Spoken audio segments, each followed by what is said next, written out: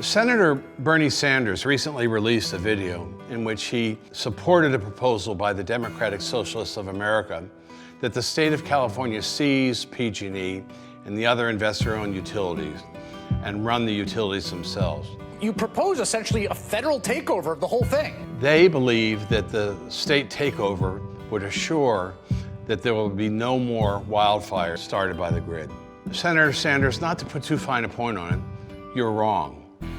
You assume that public ownership somehow guarantees that a utility would always have perfect judgment. You're wrong. You assume that public ownership would significantly and quickly change the risks of fire from the grid. You're wrong. You assume that seizing the private utilities would be painless and easy and good for the public. You're wrong. Our members at PG&E, outside line construction, and tree trimming are working 24 hours a day to restore the lines destroyed by last summer's fires and to harden the grid so there aren't any fires going forward. Dozens of our members lost their homes in those fires. They're now working to rebuild those homes, to rebuild their communities, and to rebuild the grid.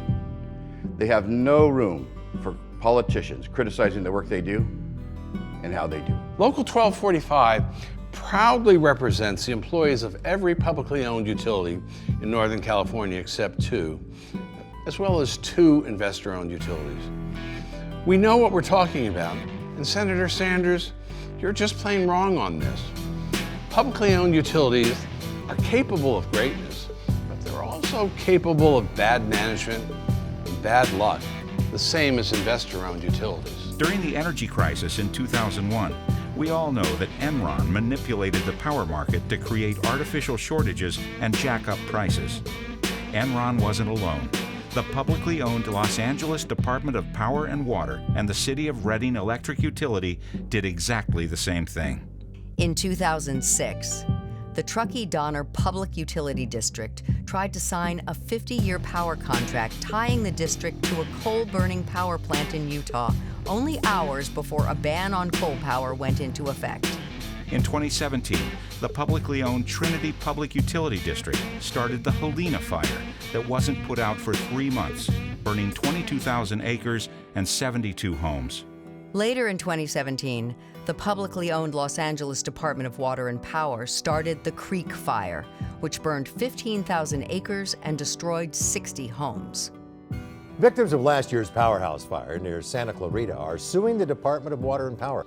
This isn't Cinderella. There are no magic words that would change the fact that PG&E operates in high fire risk areas at a time of serious climate change. The existing risks don't care who owns the utility. They're there and they will be there. Public ownership will not stop climate change, which has now made almost 50% of PG&E's service territory an extreme fire risk area. Public ownership will not change the high rate of housing development in urban wildland interface zones where there is a high risk of fire. Public ownership will not change state or federal forestry practices which contribute to the risk of fires. Nor would it bring back to life the estimated 150 million dead trees in PG&E's service territory. Senator Sanders, I don't know where you got the idea that it would be easy or inexpensive for the state of California to buy PG&E. Financial analysts have predicted that the price tag for PG&E could hit $100 billion, and that's just the beginning of what it would cost. We would lose billions of dollars each year in tax revenue PG&E now pays to state and local governments, and taxpayers would be directly responsible for paying for any future fires, which could add many billions of dollars more to the price of seizing PG&E. Lastly, Senator Sanders, we know of your record supporting unions and workers, which is why we were surprised that you were taking a position here that would inevitably hurt workers. In the event of a public takeover, our members' pensions at PG&E would be frozen. They would have to start over in a public pension, and ultimately, that value of their pension would be decreased.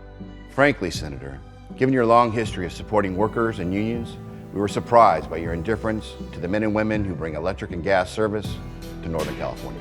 Senator Sanders, when the Democratic Socialists in San Francisco told you that this was a good idea, they did not serve you well. It's a bad idea for everyone.